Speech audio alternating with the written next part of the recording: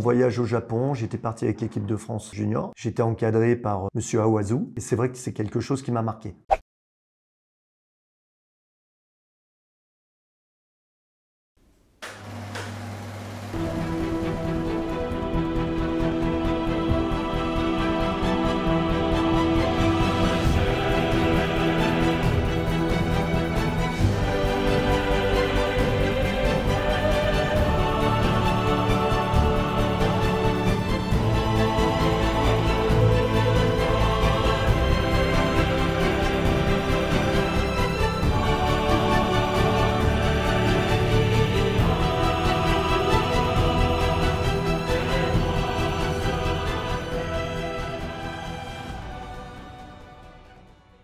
Alors, pour l'enregistrement, s'il vous plaît, j'aurais besoin de votre nom, prénom et date et lieu de naissance.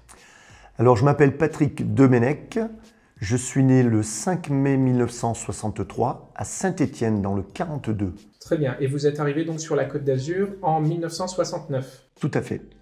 Ok. Votre père était donc maçon. Mon père était maçon. C'est justement parce qu'il était maçon et qu'il a travaillé au Grand Hôtel de Cannes qu'il a décidé de venir s'installer sur la Côte d'Azur. Exactement. Il est tombé amoureux de la ville de Cannes et donc il a décidé d'amener toute sa petite famille sur Cannes. Et en parlant de la petite famille, vous avez donc 2 frères et une sœur. Et vos 2 frères, c'est donc Alain et... Alain et Bruno. Et ma sœur, Odile. Et votre sœur, Odile. Très bien. Et tous les 3 font du judo? On fait du judo. Okay. On fait du judo. Ok. Alors, votre propre métier, c'est donc professeur de judo. Vous enseignez depuis quelle année? J'enseigne depuis le jour où j'ai obtenu mon diplôme d'État, c'est-à-dire l'année 1982. J'ai fait ma formation de prof de judo sur Aix-en-Provence. À l'époque, il y avait une école de judo dirigée par Robert Karl. J'ai eu une chance extraordinaire, c'est que j'avais des professeurs de qualité, Marcel Pietri, Jean-Paul Coche, Bernard Choulouillan, Alain Chaudessaigne, tous ces gens qui encadraient à l'école de judo. Voilà, j'ai passé une saison sur Aix-Marseille. Voilà, j'avais pas 20 ans, je dis 19 ans. Oui, donc effectivement, c'est votre premier métier. Tout à fait. Alors racontez-moi, comment vous avez découvert le judo? Peut-être avant même de pratiquer, vous saviez que ça existait? Pas du tout. C'est le hasard. Mon père travaillait donc dans une entreprise de bâtiment qui était, le patron, c'était le beau-frère de Daniel Pinatel, mon professeur. Sur un chantier, à l'époque, il travaillait sur le port La Galère, à Théoul. Sur ce chantier, il a rencontré Daniel Pinatel. C'est vraiment le hasard parce que j'étais vraiment prédestiné à faire, étant de Saint-Étienne, mon père c'était un supporter des Verts, j'aurais certainement fait du football. Sur ce chantier à Port-la-Galère, Daniel a fait part à mon père qu'il allait créer un club de judo, le Dojo Méditerranée, qu'il allait ouvrir en septembre 69 et mon père a décidé de nous inscrire tous les enfants. Les 4 enfants. Est-ce qu'il y avait justement au Dojo Méditerranée, au moment où vous-même vous êtes arrivé, des assistants ou des gens qui l'aidaient à enseigner, des gens qui étaient déjà ceinture noire par exemple? Oui, complètement. Daniel avait comme assistant Monsieur Marc Martin. Marc Martin qui à l'époque était donc pas encore 7e dan. Tout à fait. Je pense que quand en 69, Daniel Pinatel et Marc Martin devaient être 4e dan. Ils étaient 4e dan et puisque j'ai vécu durant toutes ces années leur passage de grade, c'est ce qui m'a un petit peu motivé aussi à passer mes grades. D'accord. Et du coup, les entraînements vous étiez jeune adulte, on peut le dire. Les entraînements à cette époque-là, ils étaient plutôt dirigés par Monsieur Martin ou plutôt par Daniel ou les deux ensemble? Comment ça se passait? Plutôt par Daniel Pinatel. Et moi, j'étais enfant, puisqu'en 69, j'avais 6 ans. C'est Daniel qui dirigeait tous les cours enfants. Monsieur Marc Martin avait un cours vétéran. Ok. Et comment étaient du coup les entraînements? Est-ce que c'était différent de ce qu'on fait de nos jours? En ce qui me concerne, c'était sensiblement la même chose que ce que je fais maintenant. C'est-à-dire une partie échauffement, qui est peut-être un petit peu plus ludique maintenant. Et après, une partie technique et on finit toujours par quelques randonnées, combats d'entraînement. Et la partie technique, est-ce qu'elle a changé entre les années 60 et aujourd'hui? Parce qu'aujourd'hui, la compétition ou le judo tel qu'on l'applique en compétition, il a beaucoup évolué. Est-ce que justement ça a eu une influence sur la technique? La technique avant, on apprenait par exemple les prises de jambes, ce genre de choses? Alors nous, j'ai eu un apprentissage de la technique judo où on n'avait pas le droit d'aller saisir les jambes. Okay. Daniel Pinatel était vraiment axé sur le principe du déséquilibre, c'était vraiment son truc, hein. En parlant de déséquilibre, est-ce qu'il avait un domaine de prédilection, par exemple les projections par épaule ou par les prises de jambes ou... C'était surtout des techniques de jambes. Des techniques de Techniques jambes, de jambes, arrêt gauchis, sasae, tout ça. Mais il était assez varié, hein. Il pouvait nous démontrer du judo sur 2 jambes, sur une jambe. C'était sa force à Daniel Pinatel. D'accord. Et je crois qu'il était moins axé sur les mouvements de bras. Non, parce que mon spécial c'était Taiotoshi, donc Taiotoshi c'était une technique de bras et c'est Daniel qui me l'a appris, hein, donc. Je dis ça parce que il fait partie des professeurs qui a souvent invité des professeurs japonais pour des stages, pour des événements, et les professeurs japonais ils ont quand même un attrait particulier pour les mouvements de jambes. Daniel, chaque année, parce qu'il travaillait beaucoup avec son professeur, Monsieur Moreau, que j'ai connu, hein, que j'ai bien connu. J'ai fait des stages avec lui aux îles de Lérins, à Saint-Étienne. Et chaque année, Monsieur Moreau invitait des Japonais. Et ces Japonais passaient par Cannes. D'accord. Donc j'ai eu cette chance, c'est que chaque année pouvoir travailler avec des Japonais. Il y avait un petit peu de tout. On a eu du Minatoya qui était axé sur des mouvements de bras. On a eu des Ueguchi, plein de Japonais, hein, Fuji, tout ça. Donc c'était assez varié. Est-ce qu'il y avait d'autres clubs autour de celui de Monsieur Pinatel, donc le Dojo Méditerranée? Est-ce qu'il y en avait d'autres dont vous aviez déjà connaissance lorsque vous étiez jeune? On connaissait les autres clubs, mais moi j'étais vraiment sur Cannes, hein, avec. Ça arrivait pas qu'il y ait des entraînements de masse où vous alliez voir les autres clubs? Ça c'était un petit peu plus tard. Il y avait les entraînements de masse. À l'époque, mon CTR c'était Monsieur Midan, et les entraînements de masse étaient dirigés donc par Bernard Midan. C'était sur Valoris. Donc tous les mercredis soirs, on allait sur Valoris. Daniel faisait des voitures et on allait sur Valoris s'entraîner. Et là, sur Valoris, il y avait les clubs de Grasse, les clubs du secteur, hein. C'est intéressant parce qu'à Valoris, alors il y a 2 familles Boucher. Il y a les Boucher, Robert Boucher et son fils Richard qui ont fait un peu de judo. Et il y a une autre famille Boucher avec, je crois... Olivier. C'était dans l'un de ces 2 clubs ou pas du tout? C'était à Valoris avec les Monsieur Boucher et il y avait Monsieur Caméra aussi. Ils avaient le club ensemble. D'accord. Boucher, donc Robert Boucher, okay. Le père. Ok, et ces entraînements de masse, est-ce que ça vous a permis d'avoir une technique différente de celle que vous connaissiez déjà, de voir d'autres choses? Non, la technique, je la pratiquais au club, hein, au club. Par contre, les entraînements de masse, c'était vraiment axé sur... Il y avait toujours une petite partie technique avec Monsieur Midan. C'était très très bien, hein. Monsieur Midan était un grand technicien, d'après ce qu'on m'a dit. Complètement, ouais. Et il enseignait aussi, je crois, un peu de technique de judo au sol. Je me trompe ou... C'est le souvenir que j'ai. C'était vraiment un expert du Newaza, du sol. Alors, parlez-moi un petit peu de ces premières années de judo. Comment ça s'est passé? Est-ce que vous avez fait des compétitions, des passages de grade? Comment ça se passait exactement? J'ai commencé à faire un petit peu de compétition au club. Daniel organisait régulièrement des lignes à la japonaise, c'est-à-dire du plus léger au plus lourd. Ça, on en faisait assez souvent au club. Donc ça m'a donné l'envie. Au départ, ça m'a donné l'envie.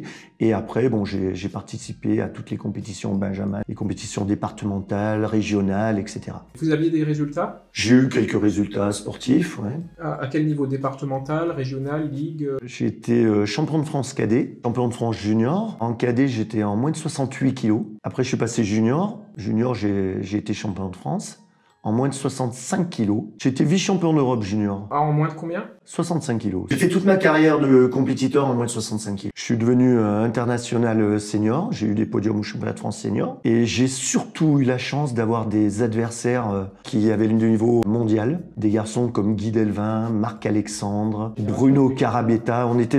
J'avais une catégorie, c'était hyper relevé et c'était super. À chaque championnat de France, j'étais sûr de prendre un garçon au niveau mondial. Bruno Carabetta, Guy Delvin, Marc Alexandre, Thierry Ray. En parlant des compétitions et des championnats, il y a aussi un aspect qui est assez développé dans ces années-là, 60, 70, 80, c'est les stages. Je crois qu'il y en avait beaucoup dans la région. Est-ce que vous avez souvenir de quelques stages qui vous ont marqué? En étant gamin, j'ai fait des stages à Saint-Étienne, avec donc tous ces Japonais qu'on a parlé tout à l'heure. Qui organisait les stages, Monsieur Moreau? À Saint-Étienne, c'était avec Monsieur Moreau, professeur de Daniel Pinatel. Et ici, sur la région?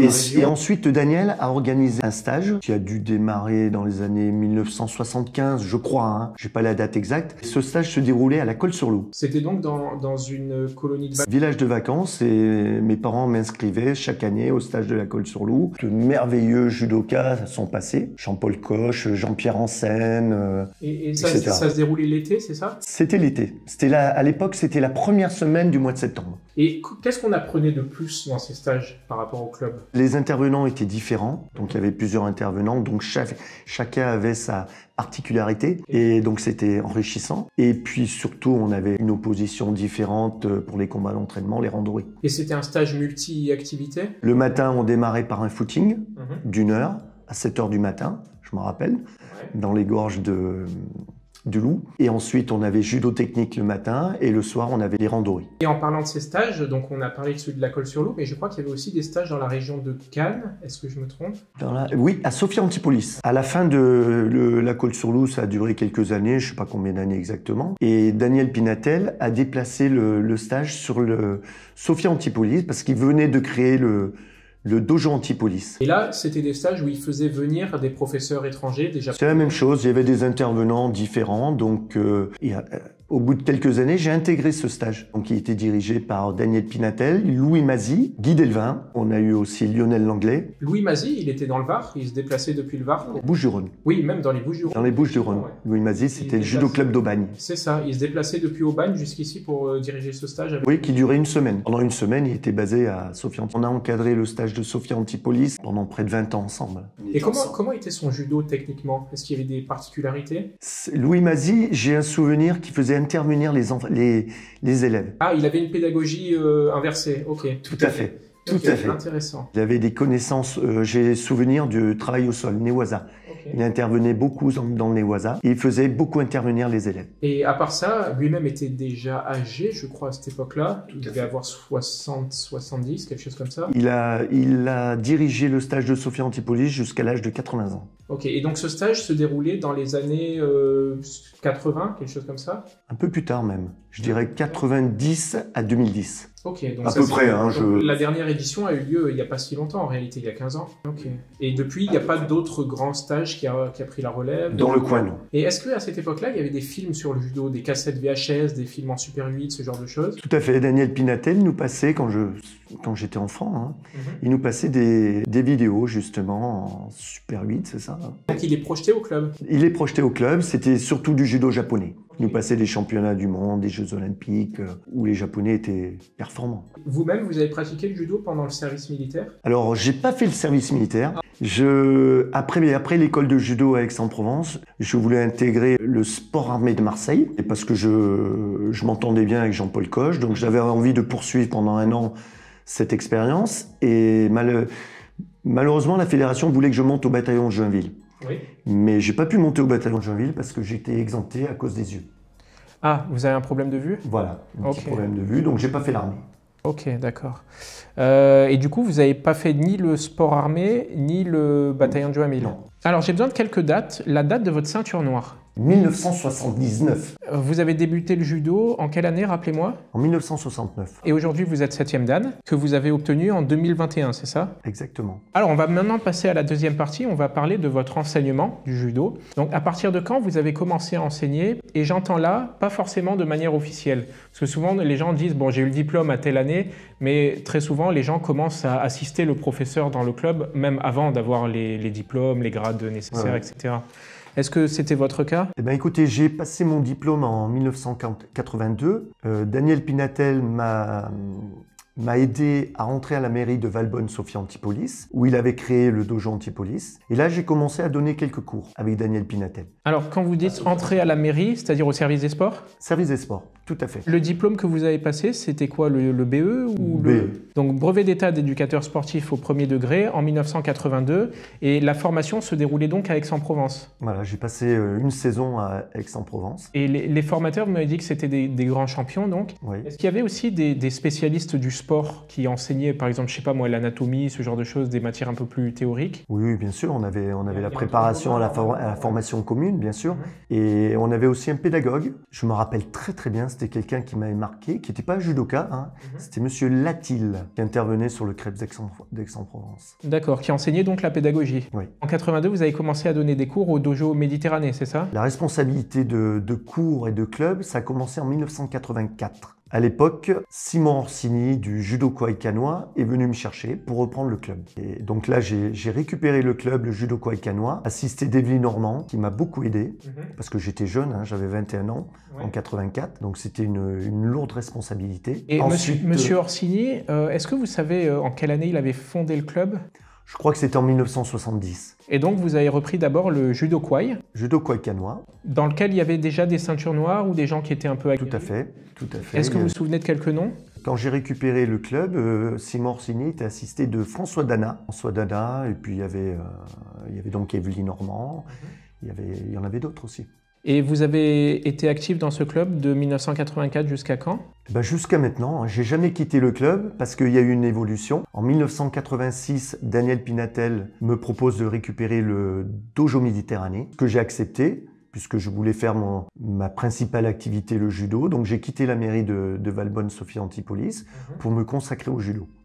Voilà, c'était ma passion et c'était l'opportunité de faire que du judo. Et donc vous avez enseigné à la fois au dojo Méditerranée, mais aussi au judo Kawai pendant un certain temps? Tout à fait, tout à fait. Donc ça a été la première fusion au judo kanois, c'est qu'on a fusionné le dojo Méditerranée avec le judo Kawai kanois et c'est devenu Aeskan Judo Kawai. Ce nom a été gardé jusqu'à quand, Aeskan Judo Kawai? Jusqu'à la création de Kan Judo. Et là, ça a été une initiative de Michel Sassman, la famille Sassman, Mireille, qui œuvre toujours pour le club, qui fait un travail extraordinaire, Mireille Sassman, je tiens à le dire. Et c'est Michel qui a engagé les conversations avec Roméo de Giannini, Louis Richer, et on a réussi à faire Kan Judo. D'accord, donc c'est devenu Kan Judo en intégrant le dojo de Roméo de Giannini et le dojo de l'Aboka de Monsieur Richer. Voilà, c'est devenu Kan Judo, c'était aussi une volonté de la mairie. Et la mairie était, je sais qu'en général les mairies sont un peu frileuses quand il y a des fusions, des changements. Pour les mairies, c'est bien quand c'est une municipalité égale un dojo, c'est facile à gérer. Non, là ça s'est très très bien passé. Et ça vous a amené quoi? Donc évidemment le nombre de licences pour le club. On est devenu l'un des clubs les plus importants de la PACA, je crois même le club le plus important de la région PACA et un des plus gros clubs de France. Et du coup, c'était quand même assez complexe à gérer parce qu'il y a plusieurs dojos dans plusieurs villes pour un même club. Donc si je comprends bien, il y avait l'ancien dojo de Monsieur de Giannini, l'ancien dojo de Monsieur Richer, le judo Kawai et le dojo Méditerranée. Tout à fait, mais chacun a gardé la responsabilité de son secteur. Voilà, de temps en temps, on se regroupait pour faire des entraînements de masse. Et puis au niveau des compétitions, on était tous sur la même identité. D'accord, oui, donc ça permet d'avoir une équipe vraiment compétitive. Exactement. J'en ai pas parlé, mais Monsieur de Giannini, c'était l'époque où il commençait à passer la main. Vous savez jusqu'à quand il a enseigné? Le club a fermé au début dans les années 2010, je crois. Et c'était déjà plus lui qui enseignait depuis longtemps? Il était toujours sur place, mais bon, il était assisté avec... Vous savez qui avait repris ou qui donnait les cours? Ça n'a pas été repris. Ça n'a pas été repris, la salle a fermé, c'est devenu un magasin de meubles. C'est rue Tesser à Cannes. Ça fait un parcours assez intéressant parce que entre les années 84, 82, 84 où vous avez commencé jusqu'à nos jours, et aujourd'hui vous enseignez seulement dans deux dojos ou dans un seul? Alors, moi j'ai toujours aimé développer.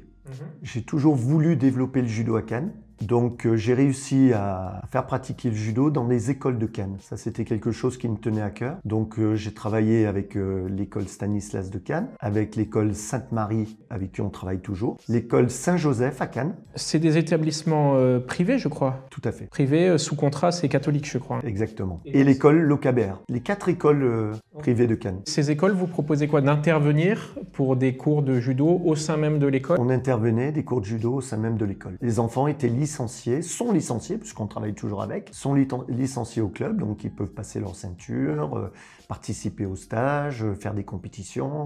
Donc ça fait 4 écoles, plus 2 dojos principaux où vous êtes toujours? Plus, il y a le dojo de la Croisette aussi. On a un dojo à la Croisette qui a vu le jour il y a à peu près 5-6 ans. D'accord. Et c'est vous qui enseignez dans ce dojo? C'est quelqu'un du club. Guillaume Bois, qui est professeur diplômé d'État, qui a été formé à Cannes. Il a commencé le judo à 3 ans et demi et qui travaille avec moi. Oh, donc ça fait un certain nombre de dojos associés à ce... Bon, je sais que Cannes Mougins Judo est vraiment une grosse association.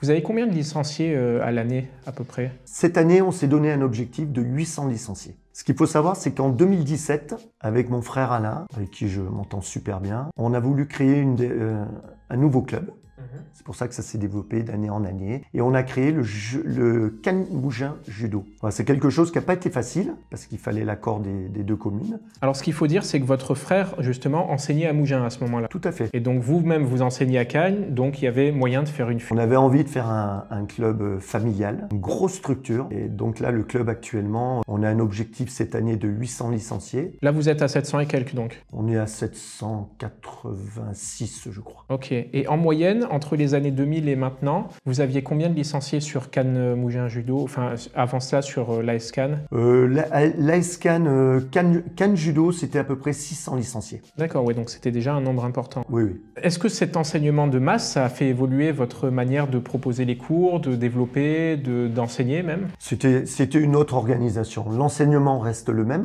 C'est d'autres responsabilités, parce que là, on est obligé de mettre en place des entraînements, on est obligé de trouver des intervenants, ce qui n'est pas facile. Ouais, la gestion du planning, ça doit être du sport. Ouais. C'est pas facile.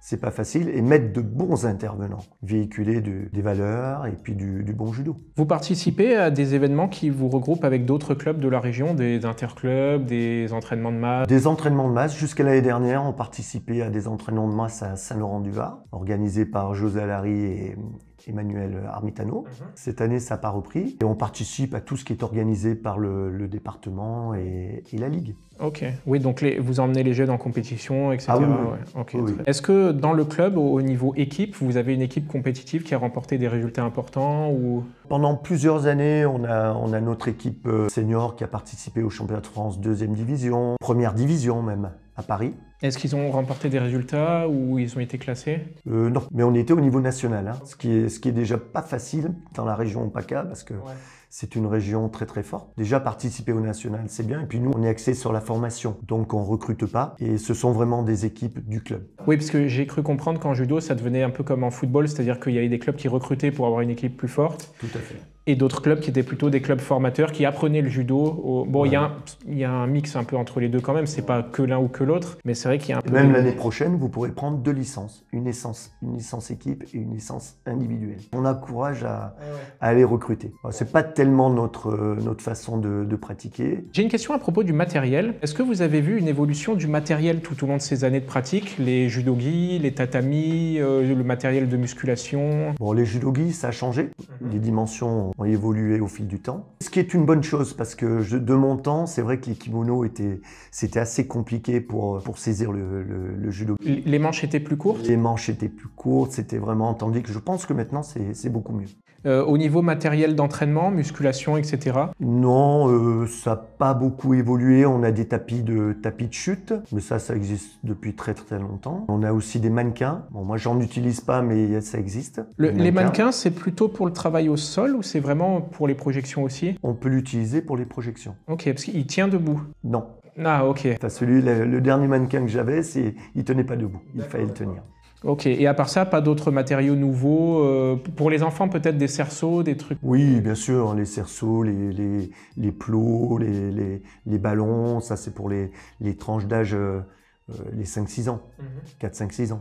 Quels sont les différents types de cours que vous avez? Vous avez par tranche d'âge, c'est ça? Entre Mougins et Cannes, on a des cours éveil judo, ça c'est pour les enfants de 4 ans. Ensuite, on a des cours 5-6 ans, ça passe à 7-9 ans. Ensuite, on a les cours Benjamin minime, au-delà de 10 ans. Et après, les cours adultes, cadet, junior, senior. Ok, donc ça divise quand même pas mal pour les jeunes catégories. Vous avez beaucoup de licenciés chez les très jeunes? On a beaucoup d'enfants. Parce qu'en général, quand c'est très divisé, c'est qu'il y a beaucoup d'enfants. On a beaucoup d'enfants. Une question que je n'ai pas posée, est-ce que le judo des enfants, justement, est très différent quand on l'apprend, quand on l'enseigne, du judo adulte, ou est-ce que c'est du judo adulte un petit peu modifié? Non, c'est une approche différente quand même. C'est une approche différente. Alors déjà au départ, on insiste beaucoup sur les chutes. Avant de projeter un enfant, avant qu'il se projette entre eux, il faut qu'ils savent chuter. Ça, c'est très très important. Voilà, quand ils ont maîtrisé ces chutes, là on peut passer à autre chose. Et en général, ils commencent au niveau technique, hein, j'entends, ils commencent par apprendre quoi? Les mouvements de jambes les plus connus, au saut-au-gari, au gauchi? Exactement. On commence sur des chutes arrière, parce que c'est beaucoup plus facile. Et après, petit à petit, on en vient sur les techniques avant. Par contre, le travail au sol, on le fait dès le départ. Le travail au sol, en judo classique, traditionnel, c'est plutôt du travail d'immobilisation, si j'ai bien compris. Pour les enfants, oui. Retournement, entrée de face, immobilisation. Ça, c'est pour les enfants. Après, pour les plus grands, les adultes, co-adultes, cadets, juniors, seniors, on rajoute les clés de bras, les étranglements, shimewaza, kansetsuwaza, etc. Ou des garamis, ce genre de choses. Ok. Et les shimewaza aussi? Oui, oui. Ça arrive, j'ai l'impression que ça arrive très peu en compétition qu'il y ait des points marqués par étranglement. Si, ça arrive. Ça arrive. Étranglement, clé de bras, ça arrive. Est-ce que votre parcours dans le judo vous a permis d'entrer en contact avec la philosophie japonaise, la culture japonaise? Je sais qu'il y a certains profs de judo, par exemple, qui sont férus de zen ou d'histoire des samouraïs, ce genre de choses. Dans mon passé de judo, j'ai eu la chance d'aller 2 fois au Japon. Et c'est vrai que c'est quelque chose qui m'a marqué. Mais c'est vrai que je me suis un peu inspiré du judo japonais par mon vécu. Et pour autant, vous n'êtes pas rentré dans le zen? Non, pas du tout. Est-ce que vous avez des ouvrages sur le judo, des livres, des magazines, ce genre de choses? Oui. J'ai quelques bouquins. Et un livre qui m'a beaucoup marqué, c'est Judo Champion de Jean-Pierre Gibert. Je trouvais qu'il était très très bien. C'était un livre technique? Technique compétition. Bon, c'est un livre qui date déjà, qui date au moins de 20 à 25 ans. Est-ce que ça vous a aidé au niveau technique? Est-ce que ça a modifié quelque chose dans votre pratique technique? Non, je me suis jamais servi des livres pour... je le faisais par passion, j'ai bouquiné par passion, mais après, non. Est-ce que vous pratiquez d'autres sports en plus du judo, du karaté, de la lutte, de la boxe? J'ai beaucoup couru. À l'époque, quand j'étais compétiteur, je courais presque 3-4 fois par semaine. Voilà, j'ai arrêté depuis quelques années et je me suis mis au vélo parce que c'est moins traumatisant. Avec l'âge, il a fallu se calmer un peu. Et donc, je fais du vélo. Et puis, je suis un passionné de ski. J'aime beaucoup le ski. Ok. Vous avez pratiqué un peu le jiu-jitsu, je suppose, pour les passages de grade? J'ai pratiqué pendant une petite période pour préparer mon 6e dan. Monsieur Orsini était très, féru de jiu-jitsu. Est-ce qu'il vous a transmis des techniques? C'était un spécialiste de jiu-jitsu. Mais non, on n'a pas eu l'occasion. Est-ce que vous avez un cours de self-défense ou de taïso? Taïso, oui. On pratique le taïso à Mougins, sur la commune de Mougins avec Alain, et sur Cannes avec Guillaume Bois. D'accord. Ouais. Le taïso, c'est vous-même qui l'enseignez? Non, pas du tout. Non, au club, on a 2 spécialistes avec Guillaume Bois et Alain Domenech. Une petite question à propos du judo azuréen que vous connaissez bien du coup. Est-ce qu'il est différent du reste du judo français, techniquement ou dans son organisation? Est-ce qu'il y a des spécificités azuréennes? Non, je pense que c'est à peu près la même chose. Loïc Pietri m'a dit un truc intéressant. Il m'a dit que sur la Côte d'Azur, on a un judo qui est quand même plus tourné vers la projection, alors qu'à Paris, c'est plutôt le kumikata qui est important. Les compétiteurs de maintenant, même d'avant, il faut qu'ils soient performants au kumikata, et il faut qu'ils aient un bagage technique, une palette technique importante. Enfin, ça, c'est ma façon de voir les choses, c'est ma façon d'enseigner. J'ai toujours appris le judo avec, pour un compétiteur, il lui faut un système, on appelle ça un système d'attaque. C'est ce que m'a enseigné mon professeur, et donc ça passe par différentes techniques, différentes directions. Mais je pense que ça, c'est général en France. Ça permet de s'adapter à différents profils d'adversaires? Exactement. Donc c'est un système à la fois stratégique et technique? Exactement. Suivant les adversaires qu'on a, peut-être une technique qui va passer par rapport à d'autres. Voilà. Après, pour en revenir à votre question, il y a peut-être des enseignants qui sont plus axés sur le physique. C'est vrai que nous, à Cannes, c'était vraiment technique. Et c'est encore technique. En général, les judokas ont, 2 ou 3 mouvements de prédilection, souvent 1, mais on va dire 2 ou 3.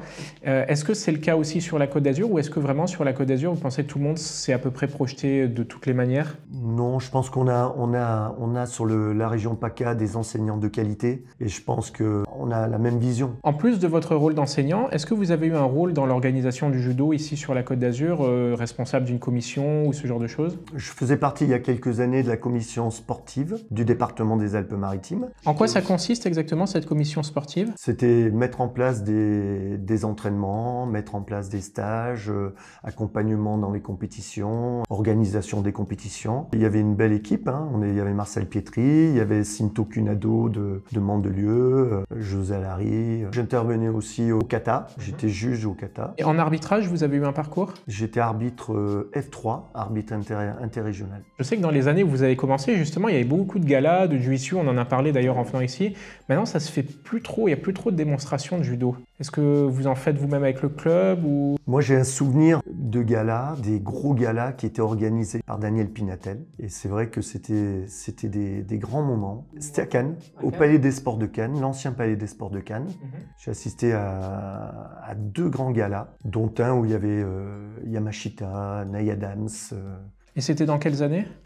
J'étais encore enfant. Et le deuxième, c'était un peu plus tard, avant qu'ils détruisent le Palais des Sports de Cannes. Et ça, c'était Gala mondial du judo, où Daniel avait reconstitué l'histoire du judo. C'était formidable.